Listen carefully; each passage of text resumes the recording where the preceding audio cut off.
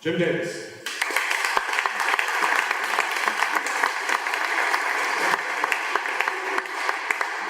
I love that. I coach that guy. He's just well, actually maybe 20 pounds heavier, but about a foot shorter. That's too soon. All right. So let's see this. First of all, thank you all for being here. Today is a really special day. Come back to that. Today is a really special day. I'm telling you, I think it's the first of many. Things going on here at Stag are impressive. They are reimagining for anyone who is in the physical education, sports, athletics, health realm. There's some stuff going on here that needs to be paid attention to. They are reimagining physical education. Anyone who is in PE recognizes that that learning platform is being challenged, both financially and through a variety of other lenses. And it shouldn't be. I'm of the mindset that physical education and health, those are the only classes that are absolutely universal and need to be in every single curriculum. I'm not sure, this is coming from someone who, I keep going back to school and I'm probably not done. I really am sort of a nerdy or maybe compulsive academic in certain ways. And I'm telling you that as much as I love cognitive psychology or cognitive science, neuroscience, whatever it is, the arts, health is where it's at, okay? If we don't get that right, your highest order performance in psychology or whatever other realm you try to apply your understanding to will fall short. So that is, in my opinion, the universal subject. It's being challenged, we gotta get it right. So, thank you Michelle, Patty, Dan, Brian, and everyone at Stag for doing such an amazing job. We actually gave them a quick round of applause.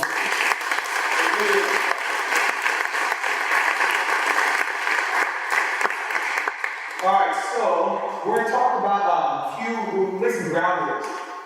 One thing within the Good Athlete Project, both within our staff and in a lot of the consultation we do, we always come back to this model we call the OCD model of communication. It doesn't mean what you think it means, okay? Although I do think it might be appropriate, especially in the early goings, young coaches developing, it might be important to be mildly obsessive about the way you communicate.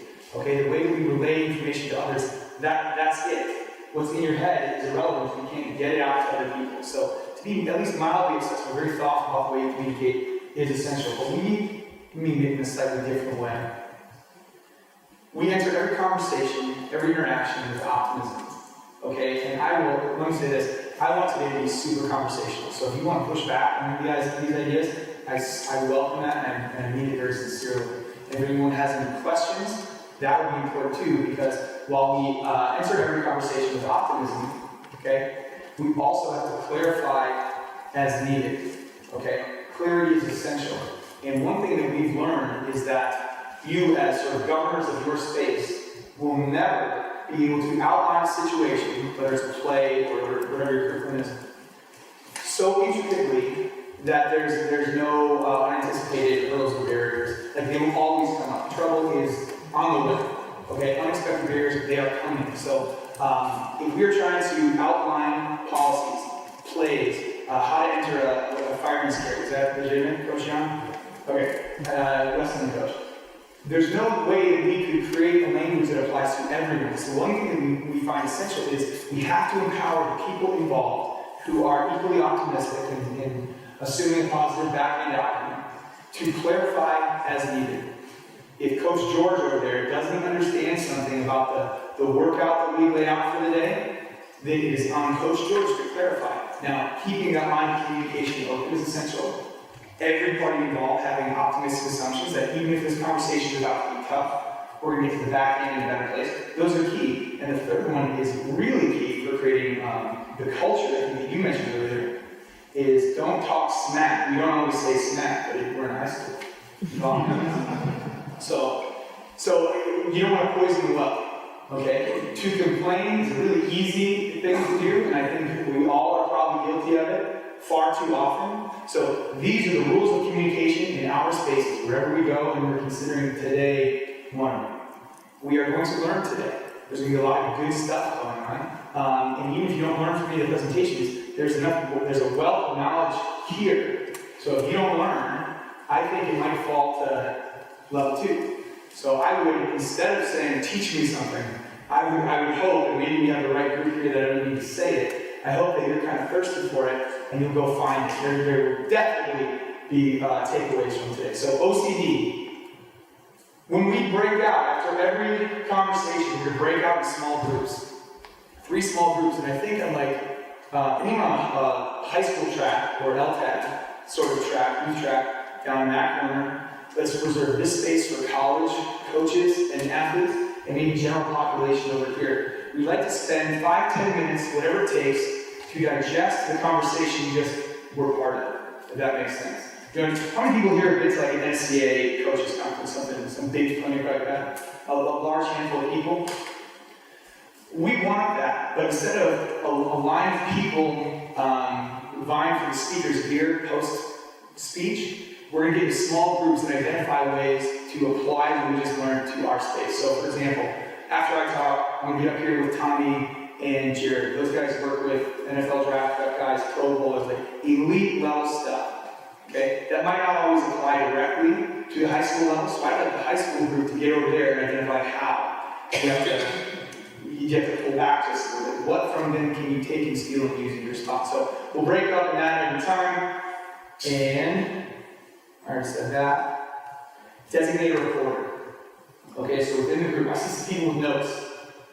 You are the perfect people to report. So prepare, get to report. But for real though, we like to identify takeaways from this. We'll be sending it back to you and kind of reminding this kind of small crew or family of people aligned on this mission to kind of follow up. We don't want today to end today. So take note of the most usable stuff and we'll transfer forward. Look, who started this term?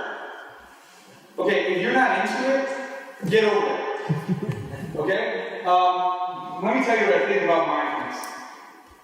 I think it is probably an overused term. I think we probably all bring certain stigmas to the table. I bet you, a handful of people in the room, think it sounds soft.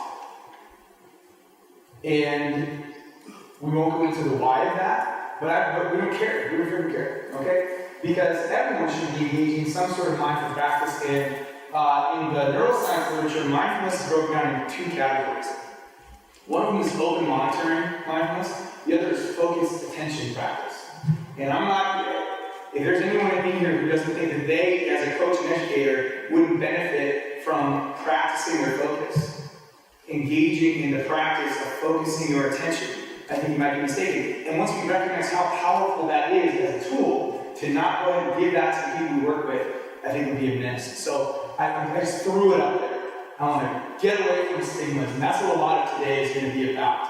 Okay, I think here's the truth. A lot of the faulty practices within athletics are probably fall into the category of this is what you've done for 30 years, why not? Sort of thinking. The way out of that sort of thinking is just coming into the moment, developing a sense of awareness, and being mindful. Okay, so whether you want to call it focused attention, developing awareness, we got to do this stuff. Okay, and it might be an important time talk about framing at least briefly, because if you want to give this to I don't know, call it a frothing at the mouth inside linebacker about to go play on Friday night, maybe you can't call it that, and that's fine. But we still need that guy's attention, if that makes sense. So consider the framing, consider the audience, but the skill itself, the tool, is essential. Just to prove it to you, very quickly, I'm going to come back and look at that, JT. Very quickly, ready? As fast as you can, answer this question. Go. 2. Wrong. Now you're right. But I want to think about the way we talk about things. So 1 + 1 equals 2 in a standard sort of way. But what if we're talking about loads of laundry? Well, a pile of laundry. If you add 1 pile of laundry to 1 more pile of laundry, what do you have? You have 1 pile of laundry. 1 larger pile of laundry. Okay? It's as simple as that, for real. And these aren't games, it's not trick. I'm just saying that this space is as powerful as we think it is, athletics, as a teaching platform. We need to think about it, start thinking about it in a different way.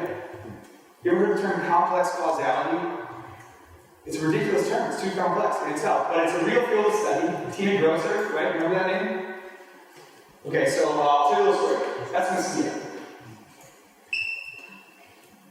That'd be a good joke if I said, let me tell you a little story. You're going to see it ended there. That's mosquito.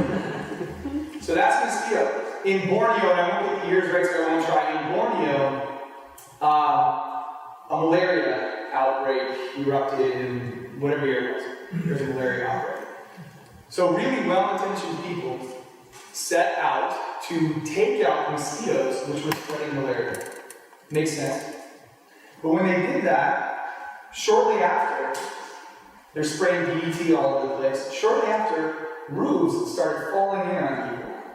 Thatched roofs started falling in on people. It was pretty wild by all accounts. And nobody could figure out why.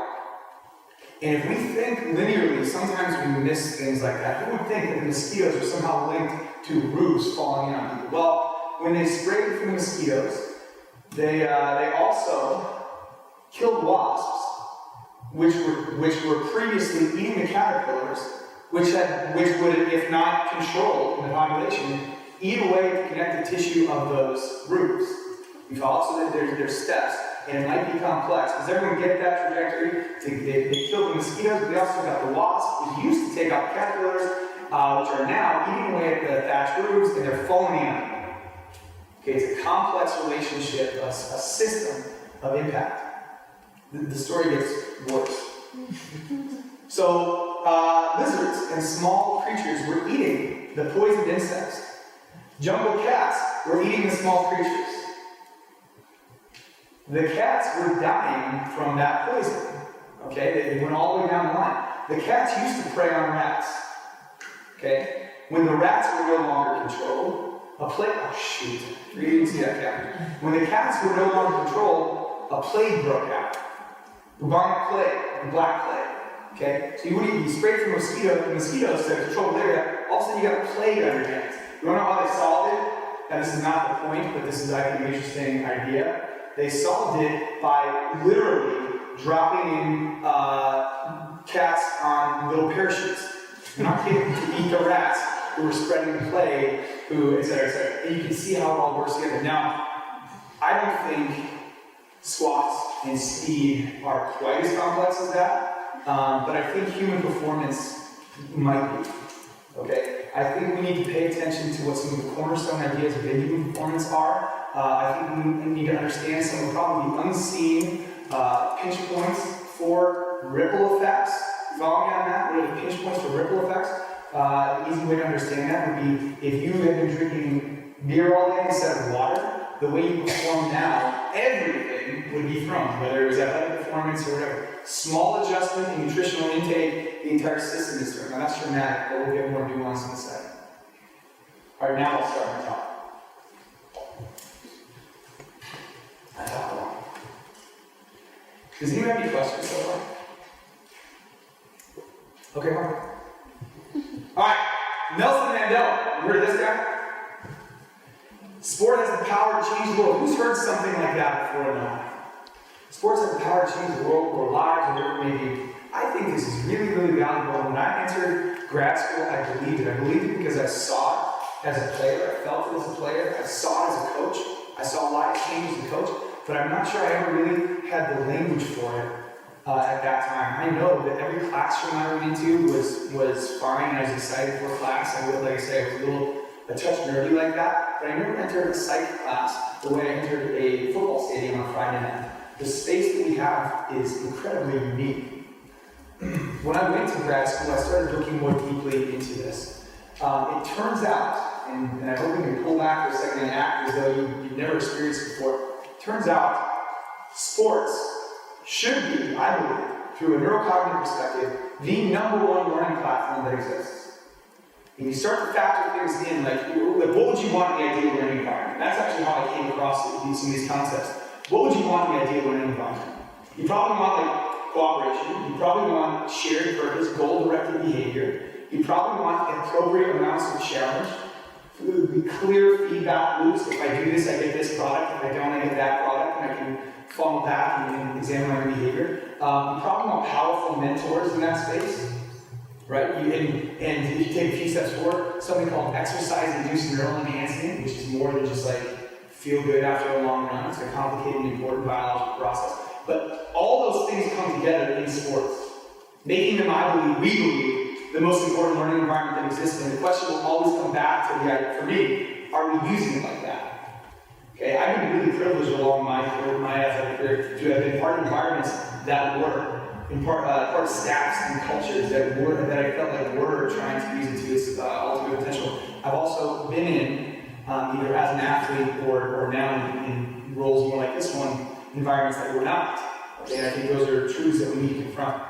But, like I said before, even if you just look at the emotion that's involved in athletics, there's just no other learning platform that looks like this. And I think, especially based on the conversation we just had, think about this, guys in the room. Where else could you just openly weep in public? Sincerely. And not bat an eye. It's almost like applaud it. It is unique. It's unique in a way that is kind of happening in front of us all the time, and then we ought to pull back and look at closely. So here we go. I think it's a myth that sports teach life lessons. I don't think that's true. I think sports have the potential to teach life lessons. The potential to teach life lessons. And the reason that we say that, the reason I say that is because if we say that sports teach life lessons, that takes too much off of you all, as far as I'm concerned. Because if you say, I'm going to send my, that kid should play football because he'll learn life lessons, I don't think so. I just don't think that's true. I think wrestling Coach John is an incredible platform. I don't think you necessarily are a better person from wrestling, right? You're probably a better wrestler. So I guess, in ancient Greece, maybe that's the thing, but I think the idea that sports teach life lessons takes too much off the coaches, okay? We have to recognize it's a powerful platform for life lessons, but we have to be intentional about the way we structure cultures, behaviors we encourage, etc. So, and when you do it right, you can do all sorts of things in that powerful platform. These are just some shots from local initiatives. Actually, that's not very local, that's Port Prince Haiti, but using athletics as a safe and exciting space to welcome kids into, young people into. That's step one. Designing that space and that culture so that actual life lessons are learned, that's a really important and complicated step too. So this is, on the south side of Chicago, that is, we use sports to get into ACT prep and move the ACT scores 3.3 points per test, per kid. And you think about that, maybe if you're at Stagg, which is a very high achieving high school, 3.3 points is a good college or a great college. But in some situations, it's all of a sudden you open even the thought of college, if you follow me. It changes a life in a really dramatic way. Okay, we do some similar incentivization, incentivizing down in Haiti, at the chalkboard, whatever. We talk about conversations in equity, okay, in a way that isn't, and maybe audience it is, sometimes uncomfortable for people to talk about. Sports provide a universal language that allows us to go into, this is Abby, where's Abby? You might recognize some of these young people. Enter the south side of Chicago. When I say the south side of Chicago, I'm talking about very literally, not like the south suburbs, but like the places you hear about in the news. There are nights when we cannot go down to work with some of these kids, unfortunately, because there was an incident the night before, maybe a shooting, and we think maybe the next day is not the safest for our tutors. You get the idea. But we can enter that space through baseball. And the way that we do things in the Good Athlete Project, we are finding, maybe I'm not kidding, that's Abby over there in the corner. She's an unbelievable tutor who's been with us through this whole thing. Once you are in, then I think you are tasked with listening, understanding, and finding out what the site-specific barriers might be to all these other conversations. And you might find that it comes down to some sort of equity. We'll come back to that later in the talk. And then here's the kind of final big idea, is there's a motivation in these spaces that gets you to do other things that we know as coaches might make you better as a sport, like eating healthy, better as an athlete, like eating healthy, or getting to bed on time, whatever might be healthy life habits. But what you're really doing, just like the ACT idea, is you are changing people's life patterns and outcomes down the road, and the research identifies that really clearly. Okay, you are in certain pockets of Chicago. You are I don't mean to misquote this, but I want to say double or triple the risk for obesity and certain preventable diseases like that, just from eating habits. You probably all know this, but Chicago's for a long time, was the largest food desert in the nation beyond post-hurricane New Orleans. Okay, so you start to tap into these, you get people to eat healthy, potentially, hypothetically, through their desire to be a good athlete. And the trajectory you set people on might change your life entirely. So, anyway. All right, who wants a big bench press in here? I swear I knew you were going to say it. I knew it was going to be you front row. When we think about what motivates people, I think this is another really important part of it. I don't think we can judge. So if someone says, like, when you tell me about a big bench press, don't be offended by this. That's what I am saying in my head. Where's Big Pac-Man? No offense, dude. But to some degree, who cares? To some degree, in terms of how it influences the world. But here's the truth behind it, though. And here's why. Because life lessons are way more important than numbers. We know that.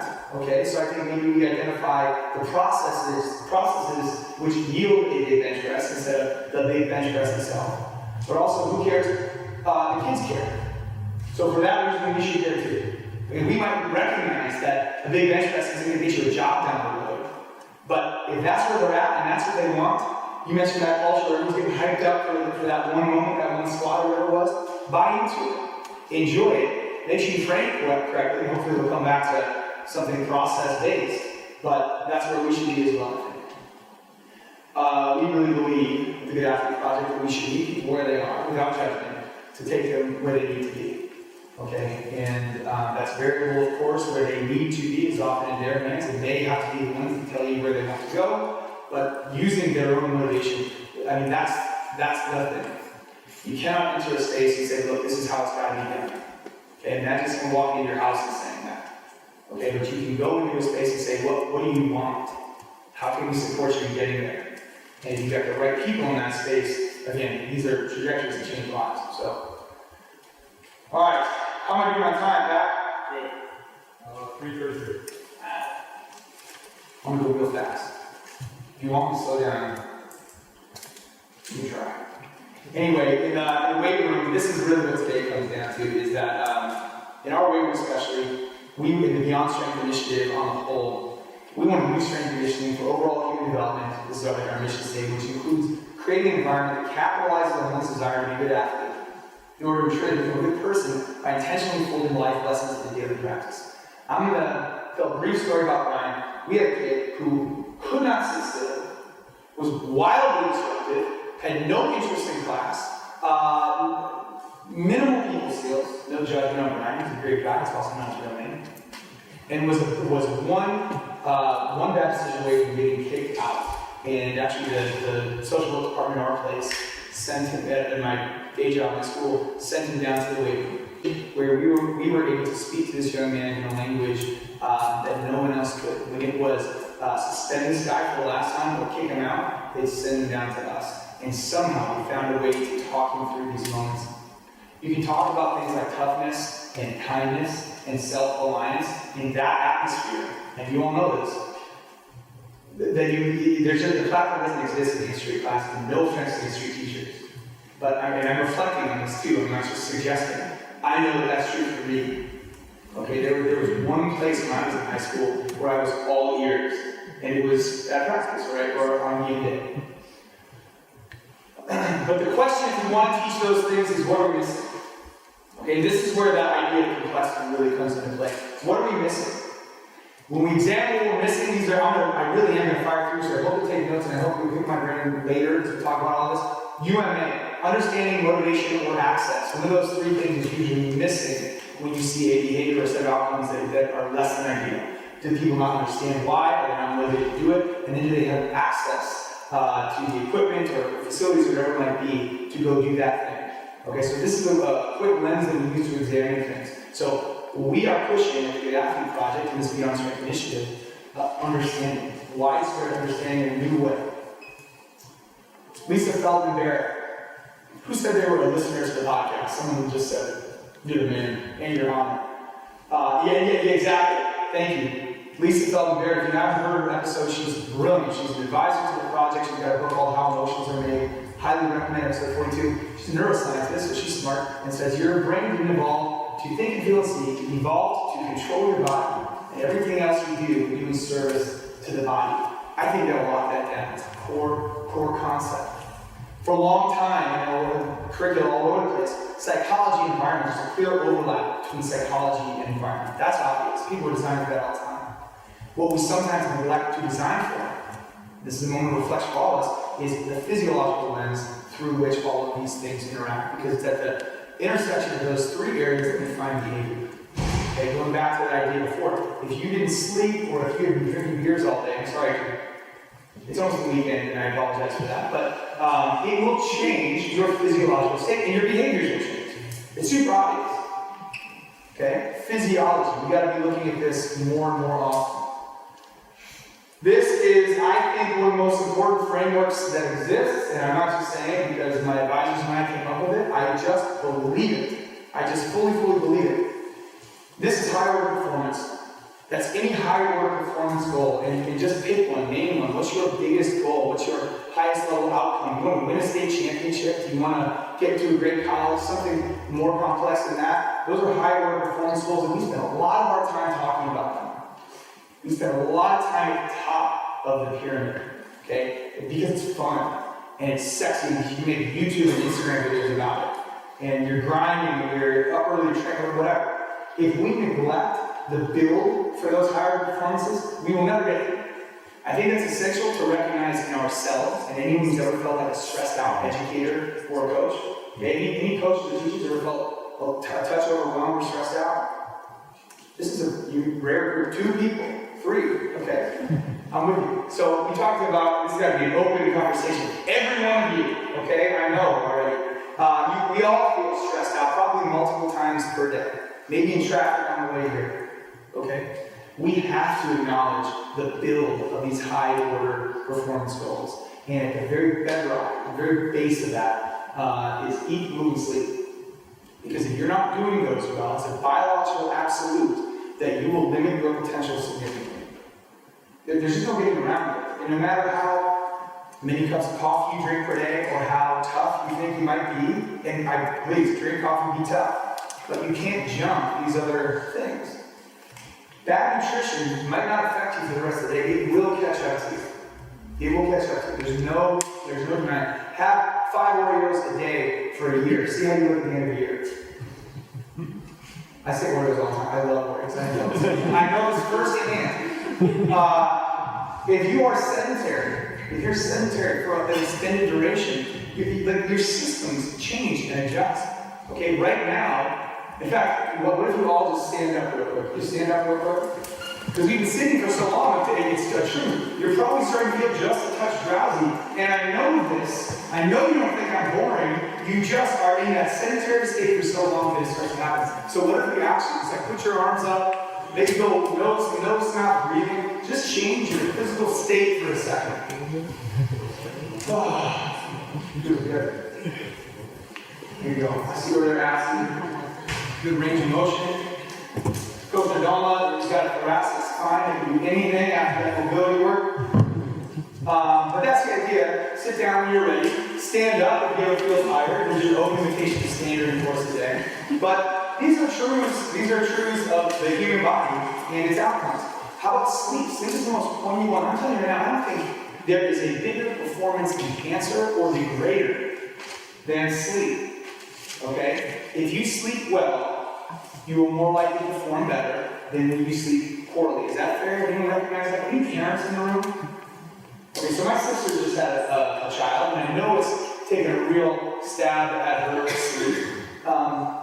You just aren't as good if you are in a sleep-deprived state versus a regular. Now, we can go into the neuroscience, and we'll touch on some of it today, but we've got to prioritize these things, because getting up here is dependent on things down here, and just in case anyone can't see in the corners, we go from bedrock physiological concepts to language, communication, and relationships, establishing processes or strongholds like the OCD method of communication. That's one way to address these ideas. Good athlete project capacities, that'd be a longer discussion, but I'd be happy to discuss. A lot of the SELs work, social emotional learning work will fit into here, character building, all this stuff will fit up here. Focused attention on an escalating level, an increasing level, and I think ethics also belongs in the conversation. You're going to achieve at a high level, you're going to be a high order performer, great. Okay, you want to win a state championship, great. I don't recommend, and I think we need to be the architects of this, I don't recommend you cut the tires in the opposing team's bus in order to win state championships. This conversation has to happen. And I will tell you, as silly as that sounds, this is from a real situation. I was in the stadium at a high school football game, and I heard a professional yell, can I swear here? Dan, Ryan? I'll say, now that I've had a chance to reflect on it, I won't. He said, we're going to get to the quarterback and break his flipping neck. Except he didn't say flipping. And I couldn't help, do you really want that 16-year-old kid to go dramatically injure the other 16-year-old kid? Is that really the intention here? And I actually had a conversation, not in that moment because it was such a hot moment, I waited for a cooler moment, and you get things when you have conversations with people about stuff like that. Like, oh, they know what I meant. Well, they don't know what you mean. They're kids, okay? You are teachers in a really valuable learning space. They're listening to you. If you tell them, you gotta be willing to give up sleep, they will give up sleep. Okay, if you villainize your opponent and say, let's get to him and hurt him, and Bill Romanowski snap a finger at the bottom of the cup, they might do that. You can't just allude to it and assume that they know better. They don't know better. They're listening to you. So I think a conversation in ethics has to be present here as well. And then ask yourself, does your behavior match your goal all the time? That is the ultimate sort of professional mindfulness as far as I'm concerned. Does my behavior match my goal? Number one, what's my goal? Number two, take a step back and reflect on your behavior. There's nothing but that. And if you can't say yes to that question regularly in education, and in educational space as powerful as athletics, things need to be re-examined. No judgment, but a re-examination. We've got to pull back. All right, growth is a goal. I'm going to move through these. I call this the fun dog slide because I talk for a while, then I take some break with dogs, and we move on. I'm going to fly through this stuff, but again, I'd be happy to share these slides and talk more for the days out. Exercise. This is mood, focus, and wakefulness. The blue is in an exercise state, 20 minutes of exercise. That is mood, focus, and wakefulness increasing. The orangey color here is in a sedentary state. Same duration, same experiments. It's done out of legitimate universities with legitimate people. That's mood, focus, and wakefulness dropping just from sitting for 20 minutes doing nothing. That's it going up in the presence of exercise. So take away PE, you gotta be freaking kidding me. We're running a bunch of studies. This was our final one, and even this is an important one. The third time we ran through a version of this, what we found early on in those studies was that when we were measuring the exercise effect on people like Ingrid or people like Coach Nadal, people who liked to work out. So what we did was we went into an environment where we run the full gamut, just high school PE classes, where you have some kids who are all about it and some who would not sweat the period to save their lives. So what did we find after all of this? Kind of the same thing. A muted version of the same thing. If you move, focus, and wakefulness go up. If you sit, they go down. And that may seem super basic, but if you could just add that, I think you could drop a pill into your culture and your environment and have mood, focus, and wakefulness increase. Who wouldn't do that? Okay, and we actually designed this talking to educators about what was standing in the way of their educational environment. And it's, we got kids who are in a bad mood, falling asleep at their desks, and they just can't focus, they can't stand text. Okay, well, we've got a solution. We've got to take the time to do it and be thoughtful about it. That's dispersion over the day, we don't need to get into that. But we found some secondary findings, which lead to another piece of that big puzzle, sleep. What we found very quickly was that our students were tired. Any teachers in here, classroom teachers? Handful? You ever seen this staring back at you? For sure. How about this? If you're not a teacher, you ever been this person? Jared, thank you, Jared. Thank you. It's just the truth. So we're tired. We're tired. Lower than any of these other scores. Wakefulness, the lowest. Write-ins on this experiment. I'm tired. I didn't sleep much last night. These might be off because I stayed late for a test. How about this? I can't read, write, or think straight. I've had more than 5 hours of sleep this week. I get choked up every time I see this thing.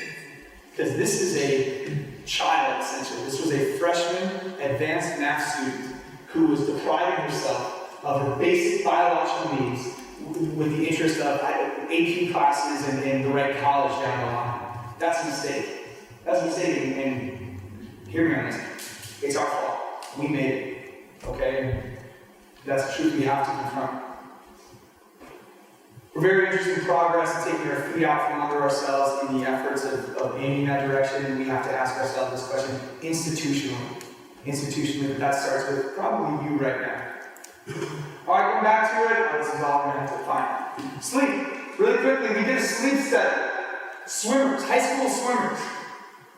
We did a sleep study and essentially just examined their habits and behaviors over the course of the season, matched those habits, took those habits and behaviors, held them up against their times and improvements. And what we found was, if you slept fewer than 6.5 hours per night on average over the season, you were 4 times more likely to be in the bottom half of the team in terms of performance improvement. Think about what that means. 4 times more likely to not improve quite as much. To be in the bottom half of the team in terms of improvement. And that's an interesting, I think, distinction, because it doesn't mean that you're on the bottom half of the team performance-wise. We refer to this as the talent division. So you might be on the podium, you might be doing just fine. Again, reflect for a moment, maybe this applies to you as an educator or a family member. You might be doing just fine in the absence of this stuff. You're just not maximizing your potential. You're not improving as much as you could be. Does that make sense? How about this? Professionals, if you pull an all-nighter, there is a 400% increase in errors made on tests. It's coming out of studies at UC Berkeley. 400% increase in errors from an all-nighter. You get 4 hours of sleep for 6 nights in a row, same thing. You may as well just pull an all-nighter. 4 hours for 11 nights is like pulling back-to-back all-nighters. Think about this, professionals. How about this? 6 hours for 10 nights. I bet most people in the room have done that. That's not that long. That's like not even a week and a half. 6 hours of sleep for 10 consecutive nights. We've all had those stretches. Same idea, 400%. Okay? Now, here's the interesting part. This is from Matthew Walker, the professor at Berkeley. The people who were making these errors didn't realize they consistently underestimated the degree of their performance disability. That's our version, professionals, of the talent division.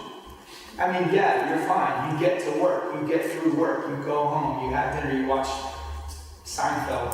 I don't know what's on Netflix. And you go to bed and you do it again, right? You're getting it done. You're just not getting it done as well as you could. So whether it's from a professional perspective or what you're trying to give to students, these things matter and you can be taken into account if you want to be good. I'm not going to talk about all of this. I'm going to skip quickly to nutrition. Okay? I was about to say something about the carnivore diet, but I'm not going to get on that road. That could be a small special interest group on its own. Anyone heard of the carnivore diet? All meat? Conversation to be had. Okay, so nutrition, this plays a major factor. We talked about this at the Beat the Streets clinic, actually, not a leg wrestle. Okay, if you're asking someone hypothetically to cut, you got to cut 2 or 3 pounds. That will, in part, require really specific nutrition considerations. Is that fair? You got to think about your nutrition. If you're doing that in a state of sleep deprivation, you have unknowingly, essentially inverted really important chemicals. I recognize how important these slides are. You've inverted these really important hormones in your body which regulate not only how the state of satiation, so how full you feel, but also what the sorts of things that you crave. You throw them off. There's a complete imbalance. So they switch, and what you're doing, you actually crave more. And I say that because if you're asking someone to be intentional about their diet and cut, fine. Coach, do it thoughtfully, do it right. If you're also scheduling 5:30 a.m. practices, and you don't get out the night before, essentially creating windows that are almost demanding sleep deprivation, you are making that wildly difficult in ways that you might not even recognize. So not only is the kid sleep deprived and probably more likely to make bad decisions, but you've changed them on a hormonal level. Okay, so they're actually craving more than they would have had they been well rested. So this is sort of this complex causality. Don't feel like you have to know everything on the back end of today. Just be willing to pay attention and look closely at this stuff. By the way, I put this up from the Oklahoma thing. I can't believe these things exist. Dessert pizza? Anyway, I'm not going to go on a rant about that. And this comes back to our messaging. Anyone seen this video, the Bad One Breathe video? Anyone? There was a time when it got me out of bed at 5 a.m. to scrape ice off my car in Chicago and head up to work. There was a time when I was like, oh, that's good. That's right. As a coach, as a more mature coach, or a coach aiming to be more mature, you start to look at the messaging within stuff like that. If you're going to be successful, you got to be willing to go to sleep. If you really want to be successful, some days you have to stay up for 3 days in a row. Grammatical error, we won't judge it. Okay? But the idea that you'd be telling kids to stay up 3 days in a row is absurd. It is absurd. It is sort of this challenging motivation. You've got their ears. If you motivate them, you might have their hearts. Okay? You can influence their behavior, and if that's where you're pushing it, that's a mistake too. And some people say, that's a YouTube video, who cares? Well, 45, what is it, more than 45 million people care. Okay? And your kids are probably some of them. So they're getting this message.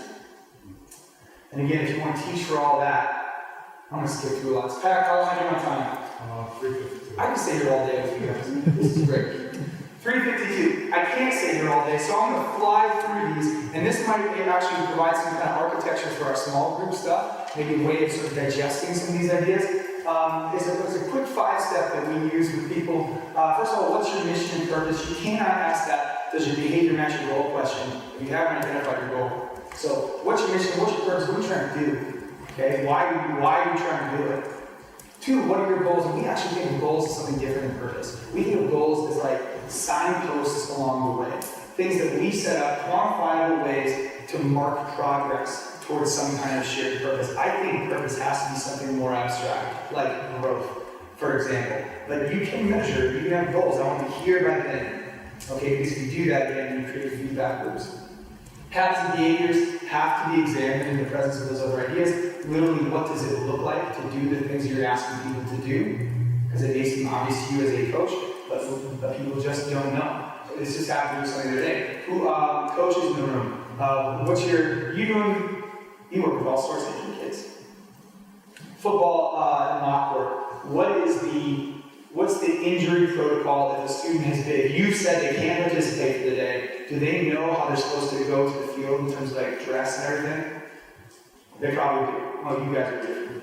You guys win state championships and everything, wrestling included. I had a situation the other day. We had kids come out, they said, we got flip-flops, we got Hawaiian shirt, whatever, just casual stuff. One of the kids that was injured was in his jersey and helmet, and the kid right beside him, his point is, the next step is not always super obvious. Sometimes you have to be first forgiving and then really explicit. Did you understand? Understanding motivation access. Did you understand? If the answer is no, address that first. Okay? Motivation in that case would be do it because that's what we do on this team. Basically not.